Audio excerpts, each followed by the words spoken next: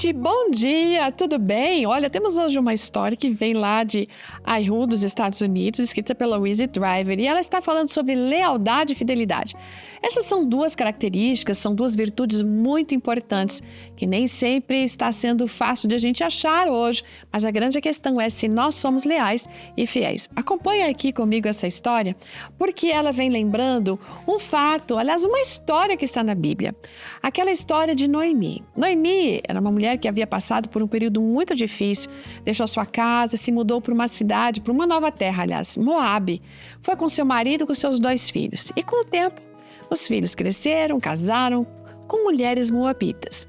Não era assim que a Noemi imaginava o futuro para os seus filhos, porque anteriormente Deus já havia dito que os filhos de Israel não deveriam se casar com os moabitas. Mas ali eles estavam. Enquanto estavam lá, ela sofreu uma perda terrível. O marido faleceu e os filhos também morreram. Foi uma tragédia, um desespero. Então agora o que seria do futuro dela? E ali no meio daquela tristeza, o coração de Noemi se voltou para sua terra natal, em Belém. E ela decidiu que precisava sair de Moabe e voltar para o Belém. E seu plano era voltar sozinha, sem as noras.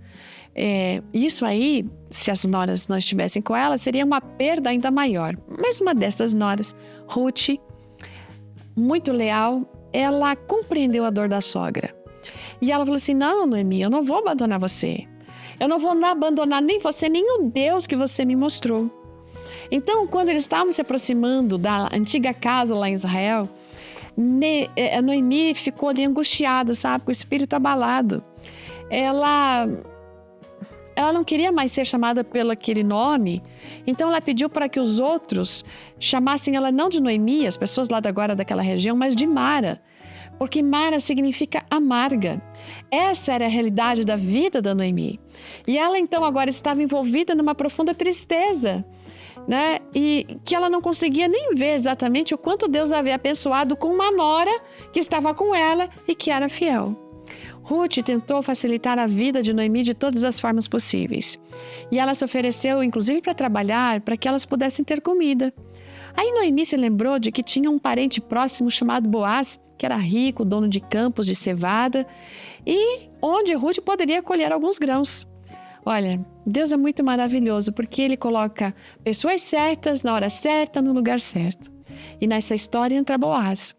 E ele fica impressionado com a dedicação de Ruth, com a história de Noemi ali naquela situação, e vendo Ruth trabalhar duro ali no campo, sendo jovem, bonita, né?